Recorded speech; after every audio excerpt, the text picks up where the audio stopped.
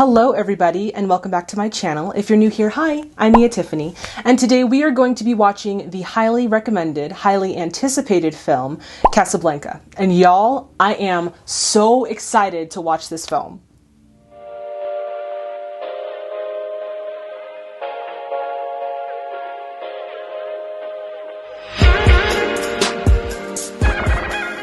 Okay, so Casablanca was released in 1942, directed by Michael Curtis, starring Humphrey Bogart as Rick Blaine, Ingrid Bergman as Ilse Lund, and Paul Henreid as Victor Laszlo, with other notable performances by Claude Rains, who we saw actually in Mr. Smith Goes to Washington, Sidney Greenstreet, who we saw in Christmas in Connecticut, and S.Z. Caskell, who we've also seen in Christmas in Connecticut. So I'm excited to see all of them in this film. So before we get into a little bit more of the film background, I kind of wanted to add in some historical background because there was a lot going on around this film. So if you want to stay and listen to the historical background, please do so. Or if you want to skip right on to the film reaction, you can do that too. But without further ado, let us get into some historical background. Okay, so during the time of the film's release, the world was at war. And because of that, Hollywood kind of shifted into more moral boosting and patriotic themes. And as we know, Casablanca is no stranger to these themes.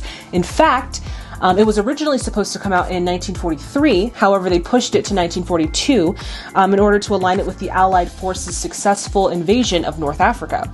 Now, this invasion served as the first step in sort of weakening the Axis powers' hold on Southern Europe. And then in the very next year, in January of 1943, the city of Casablanca served as the location for the Casablanca Conference, which was attended by FDR and Winston Churchill. So not only did all of these events increase the popularity of the film, it also showed the US's support for the Allied forces. I also wanted to take a moment to shout out Grouchy Marks for adding some of this information in the comments. Thank you so much. Also, I really appreciated and loved your story about how your grandparents went to go see this film and all of the excitement in the movie. So thank you again, Grouchy Marks, for sharing that with all of us. Okay, so a quick synopsis of this film. It says a cynical expatriate American cafe owner struggles to decide whether or not to help his former lover and her fugitive husband escape the Nazis in French Morocco.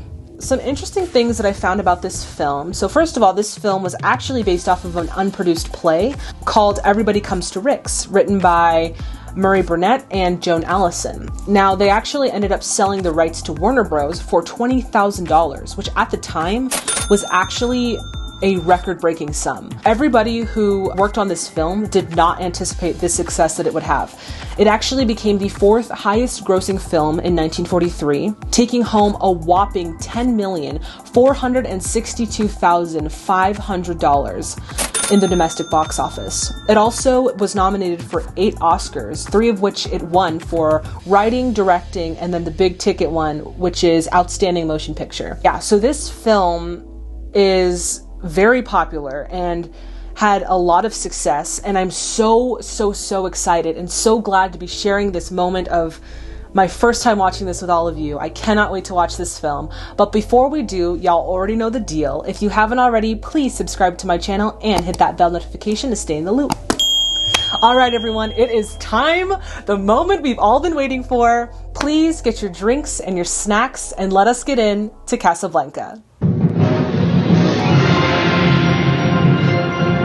Also, by the way, I have all fruits. I have bananas and oranges because I am trying to be healthy, but I wish I had ice cream. To all officers, 2 German couriers carrying important official documents murdered on train from Oran. Murderer and possible accomplices headed for Casablanca. Okay, I just want to explain really quick. So, in the beginning, they were saying that in order to escape the Nazis' reign in Europe, a lot of refugees traveled from Paris down to Casablanca, and they're waiting to be able to go to Lisbon and then to the New World, which I'm assuming is America. So I just wanted to explain that because I feel like that might have gotten a little lost. It might get lost in the editing too. So everyone is trying to leave Casablanca to go to Lisbon to go to America. Perhaps tomorrow we'll be on the plane. I feel for these people because they're essentially just sitting ducks, you know, waiting to be able to have enough money to go to to basically run to freedom. Like, I just think about the time that they lived in and how much like stress and uproar and fear that was probably circulating around during the war. It's just really, it's surreal. Like, you don't think about it when you're comfortable in 2021 just thinking about what happened in the past, but I just imagine what it must have been like for real people who were trying to escape to freedom. Like, that must have been really hard. There's Claude Rains. Unoccupied France welcomes you to Casablanca. Thank you, Captain. It's very good to be here. Major Strasser, my aide, Lieutenant Cassel. So the actor who plays Major Heinrich Strasser, he was actually born in Berlin, and he was publicly known to be anti-Nazi. But the only way that he was going to play this role of Heinrich Strasser is if the character was, quote, a villain with no redeeming qualities. Like, he wanted to make sure that this character didn't have any sort of goodness in him, I guess, which I thought was really interesting. Like, that was his only like, I'll only play the role if XYZ. Medina, the third boat. Thank you. And bring the 15,000 francs in cash. Remember, in cash. Gosh, everyone is really trying to get out. I think they also suspect that, or they feel like it's only a matter of time, because at the time, again, the Nazis were storming all these different countries. So I wonder if they thought that it's only a matter of time before the Nazis come to Casablanca. So I think that's why everyone just wants to get out as quickly as possible. Ooh, Humphrey Bogart. I love Humphrey Bogart. And I say that honestly, that he was actually the first male love interest that I saw in a classic film. The first classic film that I ever watched was Sabrina with Audrey Hepburn and Humphrey Bogart. And that began my love affair with classic films. I absolutely love Humphrey Bogart. Letters of transit signed by General Wegon. How did he... So are those the transit papers that the two Germans had? He must have gotten a hold of them. Oh my goodness. So that makes him like a POI. Say, who's got trouble? We got trouble. How much trouble? Too much. What else I'm noticing about this film is there's a lot more motion in the camera. I can see that there's a lot more movement in the camera, and the cinematography is moving and moving through Rick's cafe. And I also wonder if that's because of Citizen Kane, because I do remember reading that a lot of cinematography after that film was really inspired by that film. Again, I read it somewhere. I don't know if I'm 100% true, so if I'm wrong, please correct me. But yeah, I'm just noticing there's a lot more movement with the camera and a lot more pannings and moving around as if, you know, we're kind of walking around with the characters. And I really loved seeing that, because usually the camera is very stationary. So it kind of has more of a modern feel to it, which I really appreciate. Who's got nothing? We got nothing. How much nothing?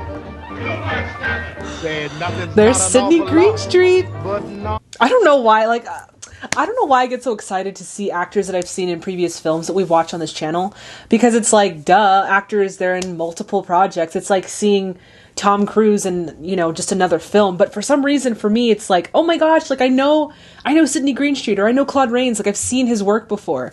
And it's just so exciting to be able to say that I know their work, but then also to see them, you know, in different characters in these old films. I don't know. I just get super excited. If you guys do you guys get excited like that? I don't know. Let me know in the comment box if you do.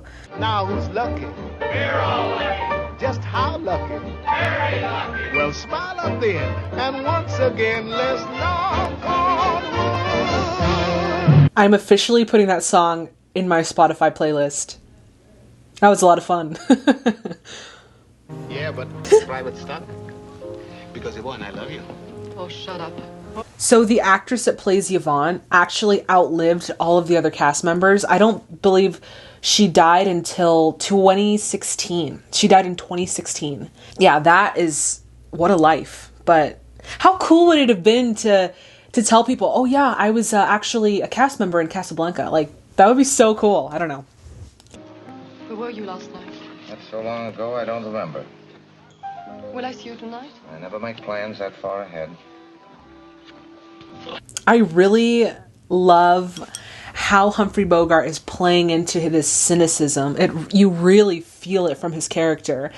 And for some reason, I just feel like it I don't know, it just makes his character more, which he's supposed to be cynical, but the way that he's playing it, it's like, it's so believable. Like, he's a really good actor. Really good actor. The plane to Lisbon.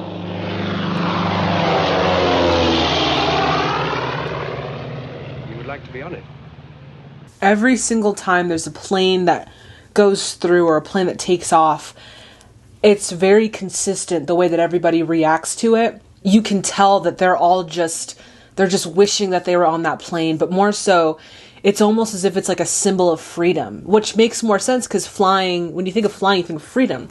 But I just love the consistency of how everyone reacts to a plane taking off. It's just goes to show how much care was taken into this screenplay. Absolutely. There is a man arrived in Casablanca on his way to America. He will offer a fortune to anyone who'll furnish him with an exit visa. Well, what's his name? Victor Laszlo. No matter how clever he is, he still needs an exit visa. Or I should say two. Why two? He is traveling with a lady. How convenient that there were 2 German couriers who were murdered for their exit visas, and now there are 2 people who need said exit visas to escape the Nazis. I mean, it most likely was done intentionally. Are you one of those people who cannot imagine the Germans and their beloved Paris? It's not particularly my beloved Paris. Can you imagine us in London? When you get there, ask me. So, watching this, I feel like, I don't know, I didn't read this anywhere, but this is just a hunch. Have you guys ever seen Quentin Tarantino's Inglourious Basterds? Well, this scene reminds me of the scene when they're like in the pub or like in the bar, and there's like tensions are heightened because Michael Fassbender's character is like he's like a double agent. They're all sitting around the table. It really reminds me of this scene. So I don't know if this scene was influenced or that scene was influenced by this scene, or if it was just kind of a coincidence, which I don't feel like there are coincidences in Hollywood. But I don't know. It really reminds me of that scene. Oh, and if you guys know if Quentin Tarantino really did get inspiration from this scene, please let me know in the comment box. I would love to know that piece of information. Diplomatist. How about New York? Well, there are certain sections of New York, Major, that I wouldn't advise you to try to invade. Uh-huh. Who do you think will win the war? I haven't the slightest idea.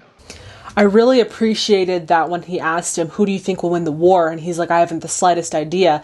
That he didn't push, first of all, it's not even in his character to push which side would win, but I appreciate that they didn't make that into we think Americans are going to win, or we think the Germans are going to win. Like, they made it very neutral, which obviously fit for Bogart's character, but I think that just had a little bit more of a innuendo in there. Like, at the time, they didn't know who was going to win the war, and there was a lot of fear that was like circled around who's going to win and what's going to happen afterward.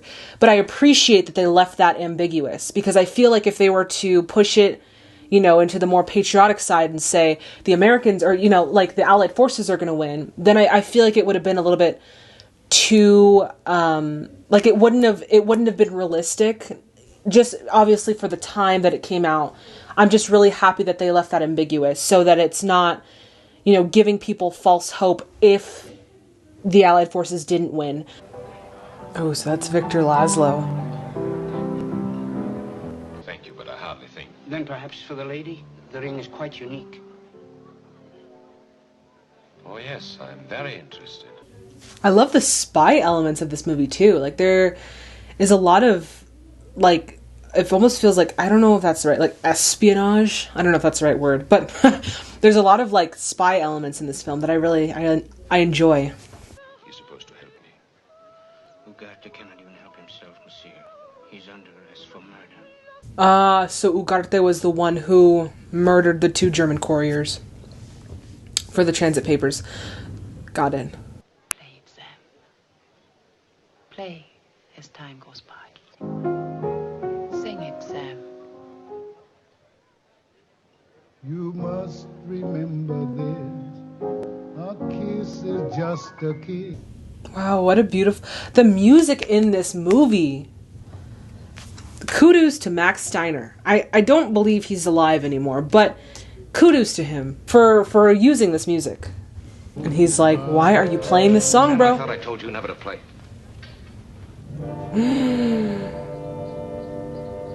Ooh! Did you see that longing stare? I want to know the history there. Of all the gin joints in all the towns in all the world, she walks into mine. So under all that cynicism and under all that he puts up, there really truly is a sentimental man. I mean, you can see it in the way that he's acting, like the way that he is almost longing for her. Like, dang. I love flashbacks. So they had a love affair in Paris. We said no questions. Here's looking at you, kid. Oh! It's like the line. Well, one of the lines, but still. Why, there is no other man in my life? Uh-huh. That's easy. There was. He's dead. I'm sorry for asking.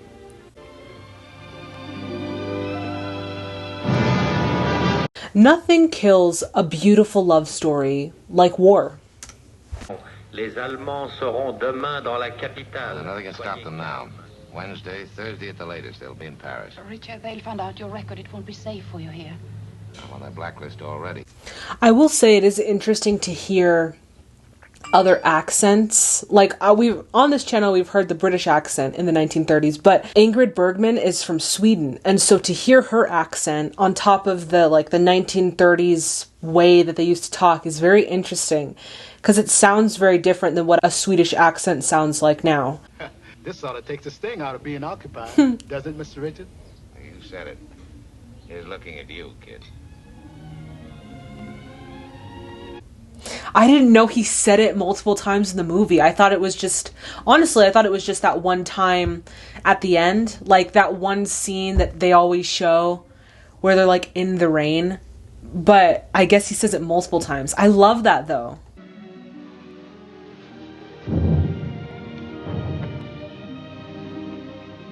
Is that cannon fire? Or is it my heart pounding? So this may ruin some parts of this movie for you, and I apologize in advance. So Ingrid Bergman was 2 or 3 inches taller than Humphrey Bogart, which means that whenever they did scenes together, they had Humphrey either stand on the platform or they tied platforms to his shoes to make him seem taller than Ingrid, and then Ingrid would be acting barefoot. And so that, I just think it's funny because during the romantic scenes, you want to be like, oh, it's so romantic. And then you think to yourself, but he's standing on a platform at that point. Leave Paris. No. We must leave. Yes, of course, we. Now, the train from Marseille leaves at 5 o'clock. I'll pick you up at your hotel at 4:30. Kiss me as if it were the last time. So another random piece of movie fact. So this scene, this flashback scene was one of the first scenes that they shot in the production schedule. And Humphrey Bogart was like, he's like, I don't want to shoot these scenes because I'm not like all about that romance life or something like that. He said something like that. And Michael Curtis was like, you know what? We just got to get it. We got to get it, grab it, and we'll move on to the other stuff. So I just thought that was interesting, a little interesting fun fact to note.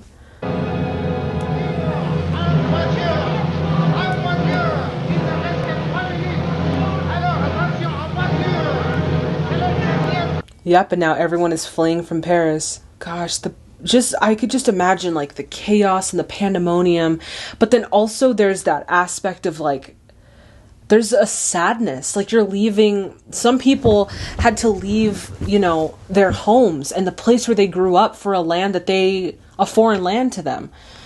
So it's just, like I said, I think in the last video, these films really give you insight into kind of how life was lived during the time. And there's a sadness that I feel for these people that were uprooted out of their lives because of this war. Like, it's really sad. It says, Richard, I cannot go with you or ever see you again. You must not ask why. Just believe that I love you. Go, my darling, and God bless you, Ilsa. Ooh, so she left him. She was acting real shady in the last scene, and that's what broke his heart. I wonder if that's where his cynicism comes from, because he doesn't seem very cynical in this flashback. He seems like a sentimentalist. So this must have made him cynical. And there she is. Oh no. This spells trouble. Oh. God, I feel bad for both of them. It kind of has elements of Brief Encounter where they weren't trying to fall in love. They were just two people who happened to meet in Paris who fell in love. And yeah. And that sucks. Sometimes life just sucks. Can I tell you a story, Rick? It's about a girl who had just come to Paris from her home in Oslo. She met a man about whom she had heard her whole life. Everything she knew or ever became was because of him. But the feeling she supposed was love. She's not talking about Rick. I think she's talking about Victor when she was talking about meeting a man after coming from Oslo. Oh. Tell me, who was it you left me for? Was it Laszlo, or were there others in between? Or aren't you the kind that tell? Wow. He's just talking out of anger and pain. Don't let it get to you. Or you may leave for Lisbon tomorrow on one condition. You know the leader of the underground movement in Paris, in Prague. You will furnish me with their names and their exact whereabouts. You will have your visa in the morning. Laszlo is literally telling this Heinrich that, like, yeah, I'm the leader of the, like, they all know that he's the leader of the resistance. But there's no, like, guns being drawn, there's no, no violent things happening. And it's just interesting to see the production code and the role that it plays in this storytelling. Because I feel like if this was a film that were to come out in 2021 or, in the 2000s, there would be a lot more violence. There'd be a lot more, like, struggle. Because, like I said, I was watching and I'm like, why isn't Heinrich, like, doing anything, like, physically? Like, why isn't he, like, like, shooting guns or, like, holding him down or restraining him or on the flip side, like, why does everyone know the Laszlo's secret? Like, wouldn't that be more secretive? But no, and I suspect it's because of the production code. So it's just interesting to see its influence. Did you run out on me because you couldn't take it, because you knew what it would be like? Hiding from the police, running away all the time? No, you see, Victor Laszlo is my husband.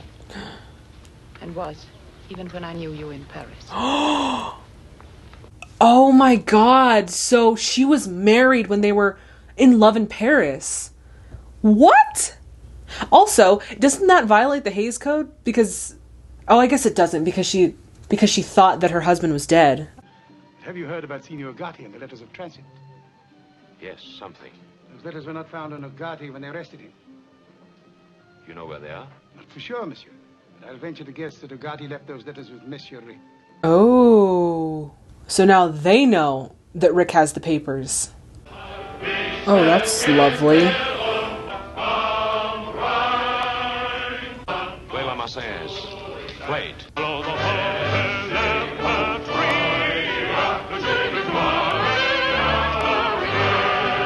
God, I love the boldness of Laszlo. He's so bold, and I absolutely love him. I love his character. I really love him. And everyone stands up to sing the French national anthem. I have goosebumps. Vive la France! That's awesome. More than anything now, I need Rick to give him the transit papers. Apparently he has the letters. Yes. But no intention of selling them. Ilsa, Yes. when I was in a concentration camp, were you lonely in Paris? He knows. He has to know. Why would he ask that? And she's there. How did she get in there? All right. Ooh, she has a gun pointed at him. No, I want those letters. Go Go ahead and shoot. You'll be doing me a favor. She's not going to shoot you. She loves you. Their romance and their chemistry is very... You can tell that there's a lot of chemistry between their characters. But I also read that behind the scenes, they weren't as romantic with each other. But it's interesting because their chemistry is so good. I knew it. It's romantic. So that scene was only allowed because of an editing difference, because of the dissolve that we just saw.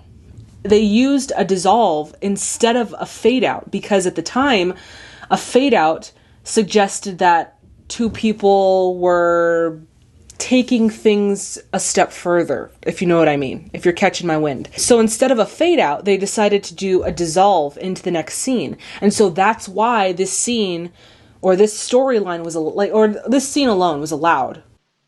Why weren't you honest with me? Why did you keep your marriage a secret? It wasn't my secret, Richard. Victor wanted it that way. What about now? Now, I don't know. I know that I'll never have the strength to leave you again. So she's planning on staying with him in Casablanca. And that makes sense because when she was trying to explain it to him that night when he was drunk, she was saying that she mistook her fascination with Laszlo's work as love. She just really loved what he was about. And so she thought that that was love, and so that's why she married him. Then she finds out that she's actually in love with Rick, and everything kind of comes crashing down when they're trying to escape, and then she realizes that Laszlo is still alive. Like, that is good storytelling. Wow. I know a good deal more about you than you suspect. I know, for instance, that you're in love with a woman. It's perhaps a strange circumstance, but we both should be in love with the same woman. The first evening I came into this cafe, I knew there was something between you and Ilsa. I told you he knew. I told you he knew. Yep. Virtue. Thank you. Not so fast, Louis. Nobody's going to be arrested, not for a while yet. Keep your hands on the table. I suppose you know what you're doing, but I wonder if you realize what this means. I do. We've got plenty of time to discuss that later. Is this whole thing like a ruse? No, I don't think this is a ruse. You're saying this only to make me go. I'm saying it because it's true. Inside of us, we both know you belong with Victor. Did you see that motion camera? I mean, the camera zoom in. That, I don't know why I feel like I haven't seen that in these films, and I really, really love that they used it in this video, in this film. What about us? We'll always have Paris.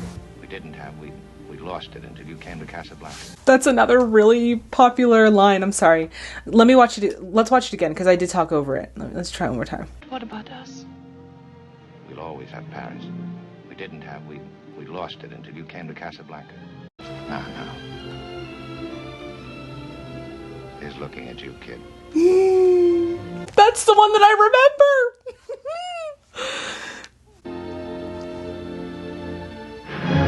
Oh no, and the bad man is coming. Welcome back to the fight. This time I know our side will win. Oh, did you hear what he said? He said, this time I know our side will win. Dang. That is, wow. That's awesome. This film is awesome. Bye, Rick. God bless you. I love you guys, but get on the plane, please. The Nazis are coming. Oh my gosh, I'm like sweating. I'm like, please. Oh my god, there he is. But they're on the plane, it's too late. Oh my god, he shot him. Oh my goodness. Round up the usual suspects. Round up the usual suspects. That's another one. This is so cool. Like to be able to watch it. Well, Rick, you're not only a sentimentalist, but you've become a patriot. I believe it seemed like a good time to start. I think perhaps you're right. Okay, there was some sort of significance with that Vichy water. I don't know what it is, but if any of you know, let me know. Because there was some sort of significance there.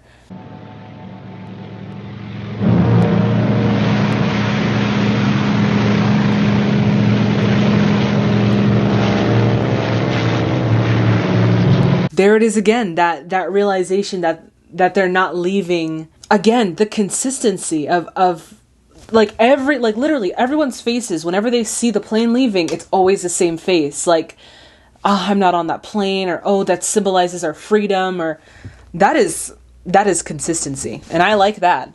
It might be a good idea for you to disappear from Casablanca for a while. There's a free French garrison over at Brazzaville. I could be induced to arrange a passage. My letter of transit? I could use a trip. Like, I can't believe that, like, this is such an iconic scene, and I can't believe that that's Claude Rains. Like, I didn't even realize that that's freaking Claude Rains. I don't know why I'm freaking out. It's just like, I know him, and I know his work, and I'm freaking out. I'm sorry. This is so cool. Louis, I think this is the beginning of a beautiful friendship. Oh, Louis, I think this is the beginning of a beautiful friendship.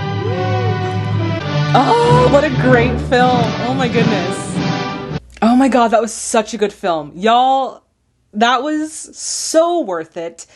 Like, so worth the wait, so worth watching. I really enjoyed it because it was adventure, and it was romance, and it was intrigue. And then all of the actors that I know from previous films, like, this movie was definitely a 10. Like, this was just a really good film. I'm really excited that I got to watch it, especially with all of you. Like, this has been so awesome. I'm so glad that we've gotten to this point. I really loved it. Thank you guys so much for recommending it. I'm so happy I can finally say that I watched Casablanca. All right, everyone, that does it for this video. If you liked it as much as I did, please give it a thumbs up. Also, please subscribe to my channel and hit that bell notification to stay in the loop. All right, everyone. So starting next Wednesday, we are going to be diving into the magical world of classic musicals. We are going to be starting a new series on this channel called Musicals in March. I'm so excited to watch all of these musicals with you. Next Wednesday, we're going to kick off this new series with Chitty Chitty Bang Bang, which I have heard so many good things about. I have not seen it yet. But also, that means that we are going to be taking a little break from the beautiful black and white films that we always watch, which I'm kind of sad about.